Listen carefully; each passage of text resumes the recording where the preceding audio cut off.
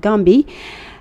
coup d'état dafa mel ni dafa xew jamono ji de soin bu après Guinée-Bissau ñoo ngi doon wax ni tentative de coup d'état dafa am fële ca Gambie ñu wax ni nag ki nga xamante ne moo doon préparer li ni mel dafa jege woon lool ki fa nekkoon njiitu réew di Yaya Jammeh ñenn ñi dem bay wax ni sax loolee moo tax Adama Barrow daal di jóge Gambie ñëw fii ci réewum Sénégal ndax dafa jàpp ni nekkatul en sécurité foofee ca palais ba. Vraiment, la situation des deux pays frontaliers du Sénégal, d'abord la Gambie, boo xamante ne amul beneen frontière ak beneen réew ku dul Sénégal. C'est une banane enfoncée dans la gueule du Sénégal, disait Babacar Justin Ndiaye. Voilà. Donc, la Gambie est à l'intérieur du Sénégal. Booy quitter Dakar di dem Casamance, force tu passes par la Gambie bu fekkente ne bëggoo jaar par la corniche bi mooy jaar par Tamba te c'est très pénible trajet bu gudd la boobu te bu dee par Gambie la boo fi quitté 7 heures booy dem midi da ngay egsi à destination au plus tard 13 heures 14 heures. Maintenant bu ñu ne après la Guinée-Bissau c'est la Gambie qui fait face aussi à une tentative de coup d'état day nekk loo xamante ni nag c'est un peu inquiétant mais c'est pas une première parce que premier coup d'état bu ñu waxoon en Gambie sous Adama Barrow c'était le 20 décembre 2022 boobu noonu ki ñu ci doon tudd moom moo di le caporal Sana Fadera moom la ñu ci jiiñoon. Maintenant ku ñu wax ci coup d'état bi ni mooy Sana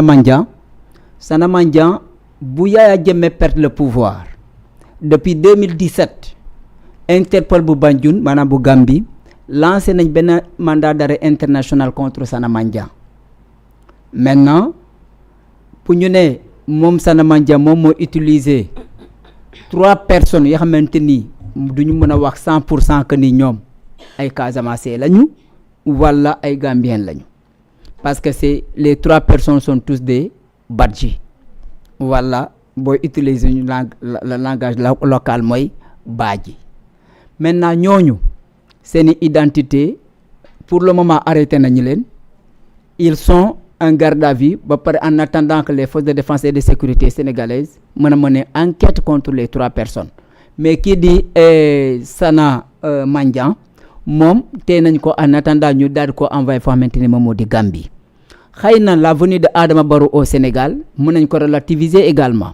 moo nañ ne xëy dafa ñëw wuy si foo xamante moom moo di invitation pour l'anniversaire de la 81e anniversaire de la commémoration du massacre de Camp Thiaroye wala tombel warat gaaf on n'en sait rien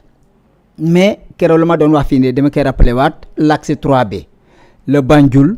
Bignona et Bissau axe la boo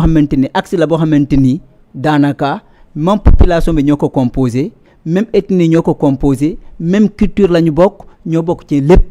moo tax mënoo jàpp ni les 3 Badji la ndax ay Gambiens lañu wala ay Casamançais lañu directement en grosso modo ay Sénégalais lañu te c'est les mêmes personnes aussi que tu trouves aussi en Guinée-Bissau. Maintenant li tax simultanément on appelle directement que coup d'état en Guinée-Bissau coup d'état en Gambie. dafa nekk loo xamante ni c'est un peu inquiétant ba ma ci war a def benn constat boo xamante ni du ma ci sori en réalité. Maintenant Yaya Jammeh ba mu nekkee Gambie MFDC amoon nañu doole trop ci Casamance mouvement des forces démocratiques de la Casamance MFDC boo xamante ni nekkuloon un mouvement de rébellion mais MFDC bu nga xamante ni de sa création en 1942 c'était un parti politique. Maintenant li tax loolu dama ci sori trop également aussi par rapport au conseil bu ñu ne ñooñu Yaya Jammeh bu mu nekkee fee dañuy def attaque quelque part simultanément ñu ne échappé nañu à nos forces de défense et de sécurité parce que dugg nañu ci beneen frontière boo xamante ni boo fay dugg il faut beneen collaboration avec ces forces de défense et de sécurité sous la complicité de Yaya Jammeh. À l'époque beneen côté bi mooy côté de la Guinée-Bissau également bu ñu defee attaque force de défense et de sécurité l'armée sénégalaise bi ñu defee intervention ñu ne daw nañu dugg fa xamante ni moom moo di beneen territoire étranger mooy la Guinée-Bissau loolu tax na ci temps Yaya Jammeh ba mu Yaya Jammeh daanu forcé foo xamante ni ba mu accepté ba pare sa défaite en 2017 ba pare bëgg a ñëwaat nee na par force moom moo gagné la CEDEAO s'est mobilisée avec à la tête le président sénégalais Macky Sall et le ministère des Affaires étrangères d'alors kii di Mankeur Ndiaye ñoo ñu mobiliser moo ne loo xamante moom moo di l'opération jël Yaya Jammeh fa xamante ni moom moo di Gambie laata avant au départ bu ñu ko neutraliser ñu ne Guinée Conakry après Guinée Conakry ñu yóbbu ko Guinée équatoriale cette fois-ci loolu bu mu amee Adama Barrow bu mu ñëwee mu am benn collaboration directe entre l'État du Sénégal et l'État de la République islamique de la Gambie loolu ñu am benn collaboration et en dernier moment c'est vers 2023-2024 on a vu les nettoyages propres boo xamante ni l'armée sénégalaise a fait et a réussi pour démanteler plusieurs bases parmi ces bases la base de ki xamante ni moom moo di Salif Sadio nekk un combattant très hostile à la République du Sénégal léegi bu ko ñaari collaboration yi tax na ñu am mën a am benn accalmie par rapport à la situation de la crise en Casamance maintenant loolu mu nekk benn géopolitique boo xamante ni c'est un peu c'est lié l'intérêt du Sénégal toujours mooy la stabilité de la Gambie et la stabilité nga xamante moom moo di la Guinée-Bissau les personnes qui sont en Gambie parce que Yaya Jammeh refusé de collaborer avec ñi nga xamante ni moom moo di les autorités sénégalaises parce que ñi bu ñu defee attaque ñu évacuer facilement di dugg Gambie parce que dafa fekk ni autorité bu fa nekk nangul collaborer avec ñoo xamante ni ñoom ñu nekk au Sénégal te nos forces armées aussi mun ñoo dugg ci territoire jàmbur sans seeni collaboration donc ñoom les deux présidents Adama Barrow et Mballo bu ji quitté Guinée-Bissau collaboré nañ ak autorité ba indi accalmie boo xamante ni la Casamance a eu ces dernières années par rapport à ce conflit là qui s'est déroulé là-bas maintenant simultanément deux coups d'État c'est un peu inquiétant quand même maintenant que nos forces de défense et de sécurité puisqu'ils sont en pied d'alerte maximale léegi ñu daal ci taxaw maintenant benn artul la ñu mën a def tamit il faut pas aussi que nos autorités sénégalaises tombent dans les pieds de ñoo xamante ni ils sont dans la prédication di wax loo xamante di prédire loo xamante ni c'est typiquement politique et ça n'a rien à voir avec la sécurité parce que ceux-là qui alimentent tout ça parce que depuis une semaine tu vois que ñoo xamante ni ils ne connaissent rien de la réalité sécuritaire ñoom ñoo koy enflammé à travers la toile di wax loo xamante ni nag c'est un peu parce que leur commentaire ça a ciblé une personne quelle que soit la posture de Ousmane Sonko quel que soit le président qui viendra en Guinée-Bissau parce que l'autre là qui est là-bas on sent très bien que ñëpp xam nañ lu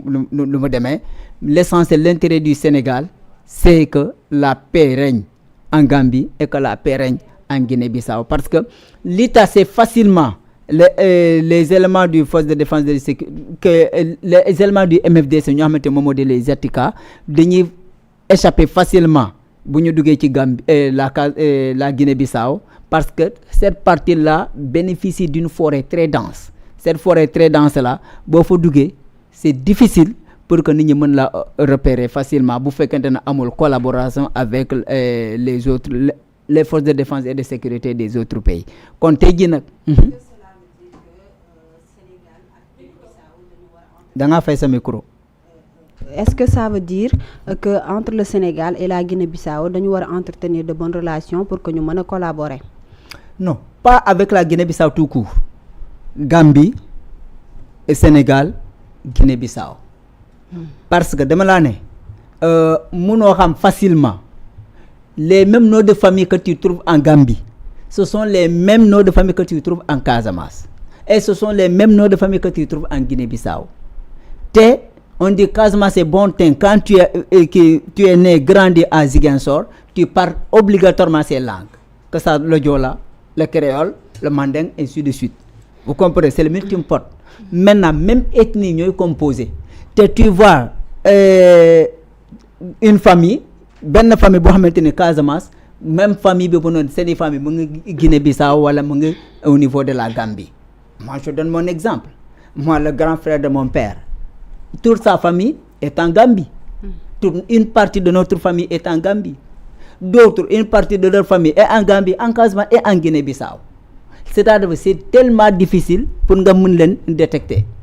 Suñu frère yi nekk Gambie te bu ñu ñëwee ak seen carte d'identité gambienne kan moo leen ne bu ñu duggee Gambie kan moo leen doo leen Gambien bu ñu ñëwee Sénégal ak seen carte d'identité sénégalaise kan moo leen ne doo leen sénégalaise. Et c'est le même sang. Okay. Donc dans ce cas, raison pour laquelle jàmm Gambie mooy jàmm Sénégal mooy jàmm Guinée-Bissau jàmm Guinée-Bissau mooy jàmm Sénégal mooy jàmm Gambie. C'est 3 pays, un peuple, et c'est 3 pays, une population. Cela veut dire que ce sont les mêmes sangs qui sont dans ces pays-là. Qu'est-ce qui a divisé ces pays-là? C'est les colons, ces colons-là qui ont créé ce qu'on appelle ce sabotage-là en Afrique. Mais raison pour laquelle à chaque fois je mets l'accent, l'axe 3B, même peuple, même population-là, même culture-là, même langue-là. Ils parlent la même langue, le même langage. C'est le Socé, c'est le Balante, c'est le Diola, c'est le Mankagne, c'est le Mansoanké. Tout, c'est la même culture. Donc, la raison pour laquelle, jàmm dans ces 3 zones-là, dans ces 3 pays-là, mooy jàmm pour ñun ñëpp. Sénégal d'accord jàmmu Guinée-Bissau jàmmu Gambie mooy jàmmu Sénégal comme niñ ko waxee li nga xamante ne mooy nekk di daw autour du Sénégal.